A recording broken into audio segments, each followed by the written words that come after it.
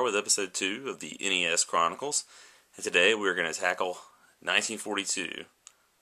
From what I remember, this is a pretty much straightforward, almost, I don't want to use the word Galaga, but kind of like a Galaga-style dogfight game where you're just shooting down enemies over the ocean and other locales. But let's dig into it a little bit, check it out, and see what we've got. Typically, I try to test every cartridge that I buy, whether it's from somebody's yard sale or somewhere like Plane Trade, just to make sure that it works. And for one reason or another, I made that mistake here of not testing it. As you can see, I popped in the game, I got a blank screen. You see, this is the problem with the Retro Duo. It doesn't have any kind of eject button, so you have to do whatever you can to get the game out. And it doesn't come out easily.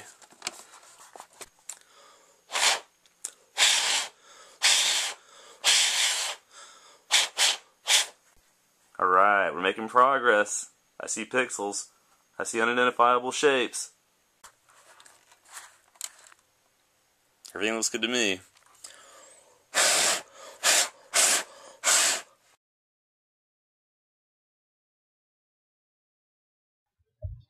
So here's the deal.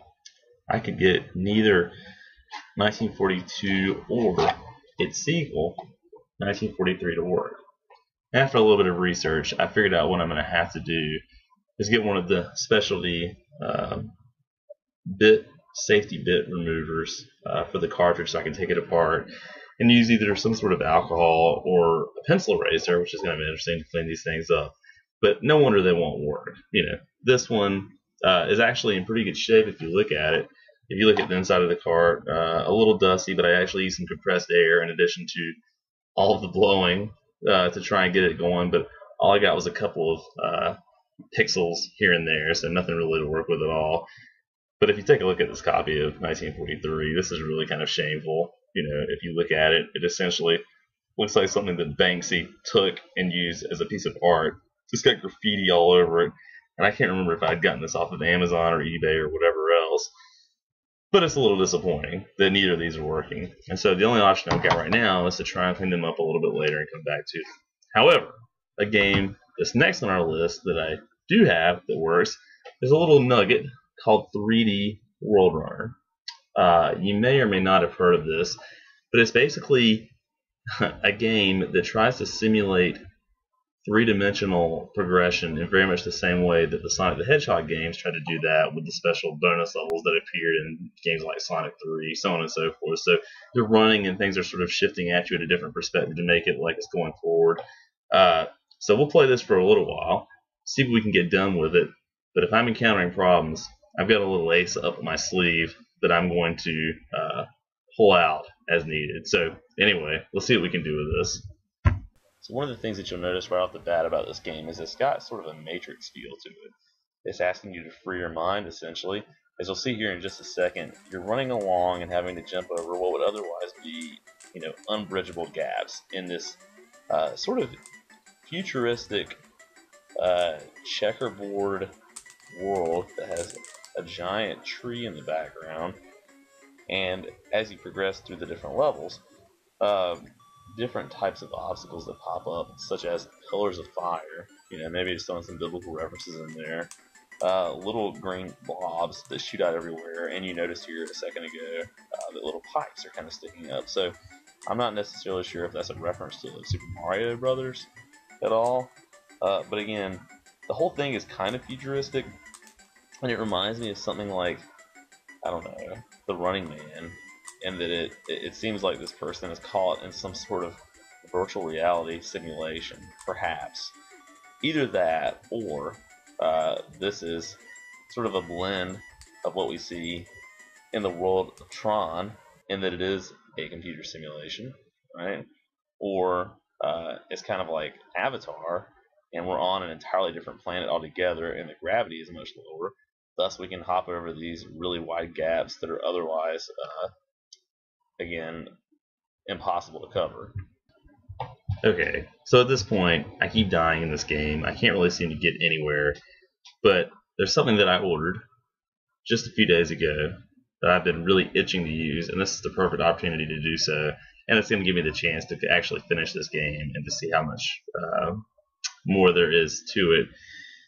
And that is a little something you may or may not have heard of called bum bum bum bum bum bum bum bum bum bum bum bum bum bum bum, the Game Genie. And we're going to make use of that right now. Okay, so what I've done here is used the internet, obviously, to look up some cheat codes so that I can jump all the way to the last stage of this world, which is level 7.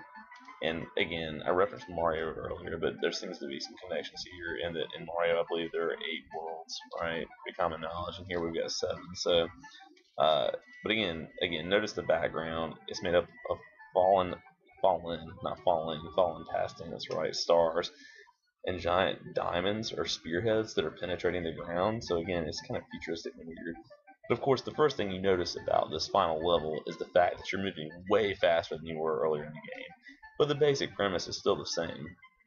To be honest, it's really kind of annoying. Even with the ability to have infinite lives and to start wherever I would like.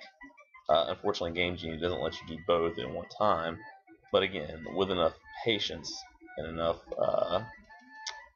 beer, you could probably get to the end of this thing. But I found myself getting really bored, and I really didn't want to continue with it. However, I decided to soldier on just a little bit further to see what would happen. But ultimately, this is a really kind of tired game that seems to use a formula that a lot of really kind of unsavvy developers do, which is it recycles the same thing level after level after level after level. And so again, it's not really all that much fun. It gets really frustrating. And there's not really much to sort of keep you going, especially when you die nonstop and have to start over after hitting one thing.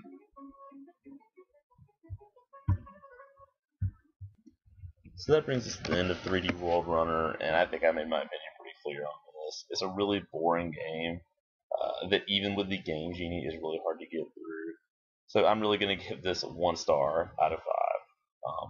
I didn't like it that much. The graphics aren't all that bad, given when it was released and made. It does have some decent 3D effects, but again, there's nothing to keep you coming back, and there's really no point in playing it. So I would recommend just staying away from it and checking out any number of other really fun Nintendo games.